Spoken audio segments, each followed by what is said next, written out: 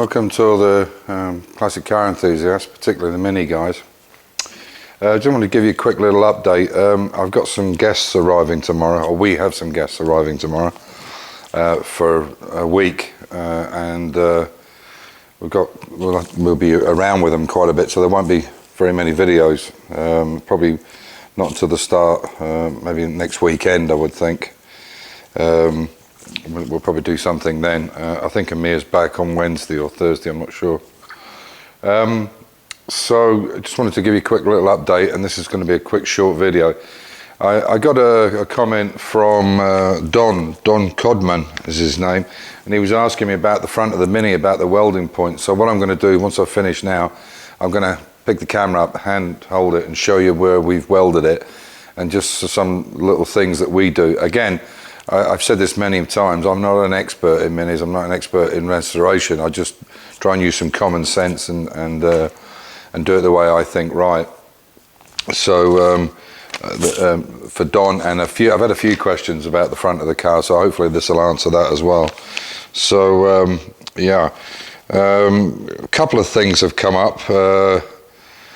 I've rented some space. It's big enough for about 4 cars, so I think it's probably I don't know, 100 square meters, something like that. It's on a farm with a friend of ours, and the reason I've rented it is because he's got power in there which will run my double the pneumatic but double tap spot welder. And unfortunately, the single one works perfect in here and all the other tools, but the double one won't. The fuses keep blowing because the supply here, I think, is 25 amp, and you need like 32 amp. So I've talked to the electricians, and you know, they're saying that this is the feed coming into the house, so there's not really a lot I could do about it. So I've rented this place. We're going to rent it from the 1st of July. Just for 6 months, see how we get on, because I think it's going to take a bit longer to get this part done down the bottom that we talked about, building an extension. But just to give you an idea, this is the plate, and I did a test over there, and you can see it was just 2 pieces I just cut quickly, but you can see the 3 welds that I put on it there, and then you can see them at the back. Now you can see from that, from doing a double spot weld, you can see the difference. The cleanup to do on that is nothing. There's virtually nothing on it. It just needs cleaning off where it's burnt the surface. I mean, compared to, you know, a spot weld or a puddle weld or a fillet weld, whatever you want. All you guys know what it's like when you're trying to clean it back, to linish it to make it look nice. And a lot of times you're cutting back a lot of the weld, a lot of the strength in the weld as well. So this is the perfect situation to be in.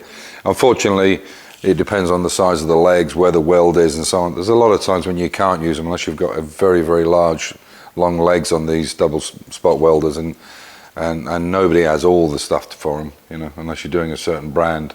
Anyway, but I'm really pleased with it. It works really well. There's no problem with the amperage. So we're going to start renting that. So, yeah. The last thing is I mentioned some videos back about this Volkswagen. It's actually what is it? It's actually a 4x4 Synchro. T3 is what they're called in Europe, and I think in the States they call them T25s. And they call them the Doka, which is double cabin, or doppel cabin with a K. Doka is apparently the nickname for them. And I did have some comments from people. I think one was from John, who said, oh, you know, they're quite sought after in the UK, especially the pickup, the double cab pickup. But I've kind of looked around, and to be honest, the one that's in this kind of condition, they're not worth very much, 450, 500.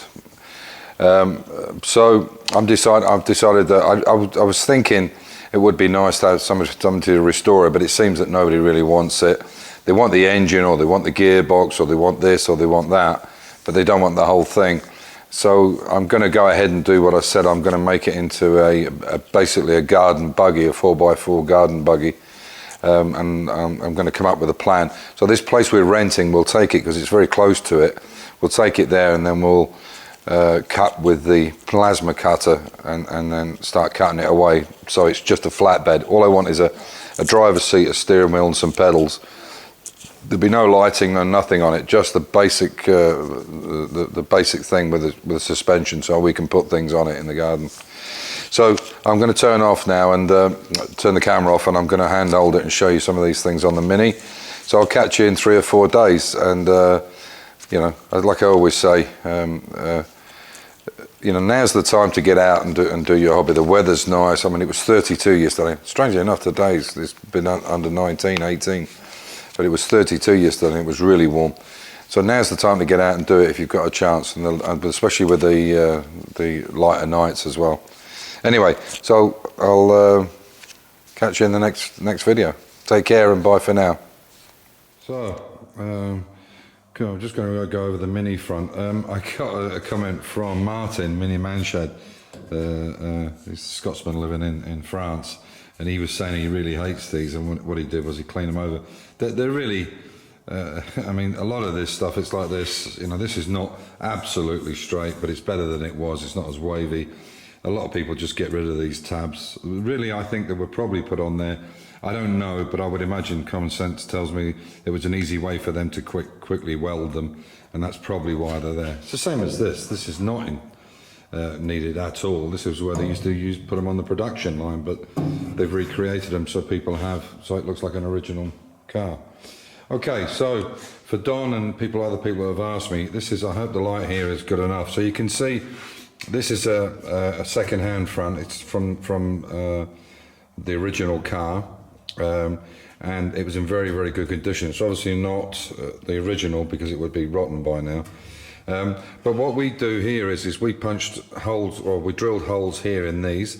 Normally they're only tacked on here and not round the sides, but as you can see, they've been welded round the sides as well. And also in here, this is on the front valance, you can see they're welded there, which they're not normally. Where they are welded is on the inside. You can see, I'll try and go in a bit so you can see it. This is working better now because I've got new batteries in there. So you can see that's normally where it would be welded, which it is, and not on the inside. So these are extra bits. Again, you can see this front is not. Let me pull this back out again. Sorry. You can see this front is second hand, and you can see that the returned edge on it there is not as in good nick as it could be, but we can actually make that better. Again, like I was talking about with the fitting on the wings, you should really try and make everything so it's all welded all the way in there. And then what we'll do in here is cork it. Use caulking compound all the way around, everywhere where there's any possibility of water getting in. This is a made-up closing panel here. Sorry, I'm in the way. That's a made-up closing panel, as you can see. It needs to be finished off. Like I say, what I'll do is I'll turn it over on its side, and that might. Excuse me a second, because I've got to pull down on the car. There we go. So that might help a bit. So yeah, so you can see. It's not really good with the light. Let me get a light for you. There's a problem I've noticed sometimes when you put the light on, it actually makes it worse. So, but you can see there,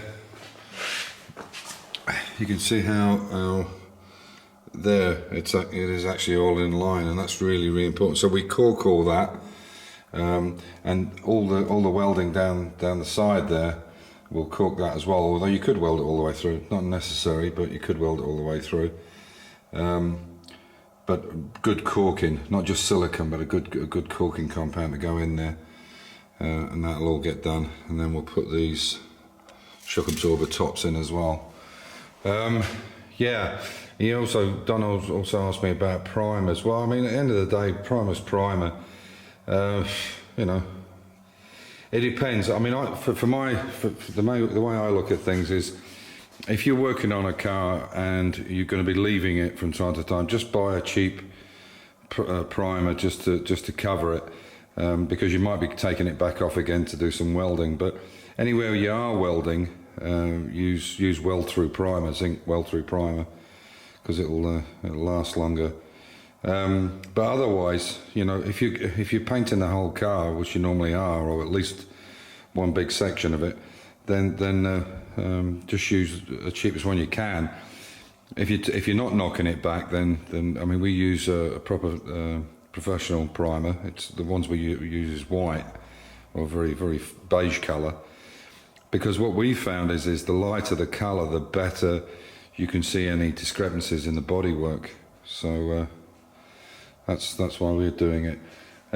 Yeah, so we'll be sandblasting this in the next week or so, and there is some lead loading. You can see there where that panel's been fitted in and welded. You can see there's a little line all the way along. There's two there.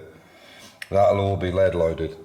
Not necessary, because it's completely welded on the inside and the outside, but just to make the finish look nice, and lead loading is very easy to do. In fact, I'll do this on camera when we do it, and I'll show you how quickly I can lead load that and then knock it back. Some people don't like working with lead because they say it's dangerous, but you'd have to be working with it for months and months and months before there would be any effect, you know. And obviously you wear gloves and a mask and so on, goggles. But yeah, you know, unless you were doing it every day you know, day in, day out, 8 hours a day for years, it would not affect you. You know, there's a lot of PC around and a lot of health and safety. But at the end of the day, what you do in your own garage is your business. Fortunately, it's still that way, but who knows, with the way the world's being policed these days with everything, that might even stop. Anyway, so that's it for today, and I'll catch you in about 4 days' time, 5 days' time, and yeah, as usual, you know, stay safe, keep the faith, enjoy your hobby, and I'll catch you in 4 days. Bye.